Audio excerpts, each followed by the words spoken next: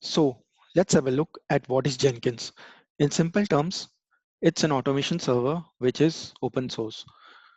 It helps you manage and control software delivery processes throughout the development lifecycle, like building your software, testing your software, packaging your software, deploying it to production, or generating documentation, so getting code coverage for your project. So a lot of other things which Jenkins can do, right?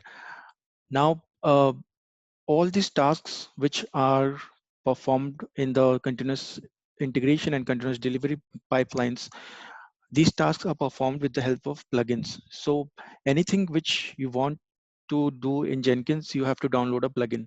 Like for example, you need to download a plugin for Maven in order to build your software. You need to download a plugin for Git. So with the help of Git plugin, you can integrate your Jenkins with the Git repository. So whenever any developer makes any changes to the Git repository, a build is triggered automatically in Jenkins, right? So a lot of things which you can do with the help of plugins. Now, it's also platform agnostic. That means you can run Jenkins on any operating system like Windows, Mac, Linux. So any environment, right? Coming to brief history of Jenkins. So it started as an Hudson project. Uh, so the Hudson community was working on this product initially before Oracle took control of the Sun microsystems, and then there was a rift between the Oracle team and the Hudson community. So they decided to rename the project to Jenkins from Hudson. But later on, the Oracle team, they wanted to continue development for Hudson, and that's when both these teams separated, and there were two products, one Hudson and one Jenkins. And now, as you know, Jenkins is the leading continuous integration tool or DevOps tool uh, for the developer community, and it's a very it's an open source tool, and it has got really good number of plugins, and you can do a lot of things in Jenkins. So it's one of the favorites in the DevOps community. Now, we were talking about several tasks which you can do in Jenkins, right? Now, let's have a look how the continuous integration and continuous delivery process looks like when you work with Jenkins and your project, right?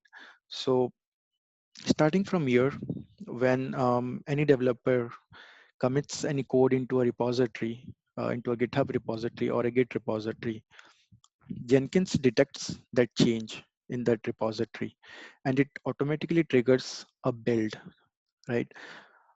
Now, in that build, if you have integrated your tests, then those tests will be run on that build. It will build that software, it will test, it will run all your tests, it will verify the tests whether they have passed or failed. And depending on that, it will send an email with the build results. It will also store artifacts if you have generated any within the build configuration, and it will create an archive and keep uh, for each build, it will have some artifacts, right? And there are a lot of other things which you can do, like pushing your artifacts into Nexus repository, getting it from Nexus repository.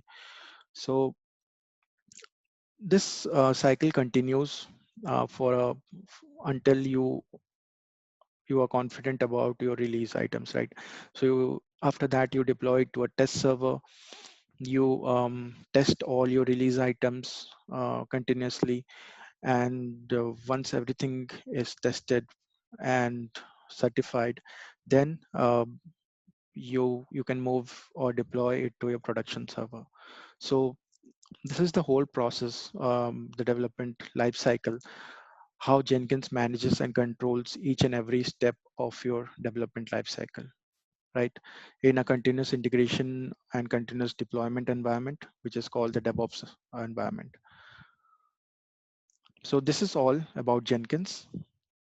Join me in my next videos where we will go more deep into the Jenkins. We will see how we can manage different plugins and configurations within Jenkins, how we can create our own builds, how we can run those builds, and then we'll see a lot of build configuration changes which you can do within our projects, right?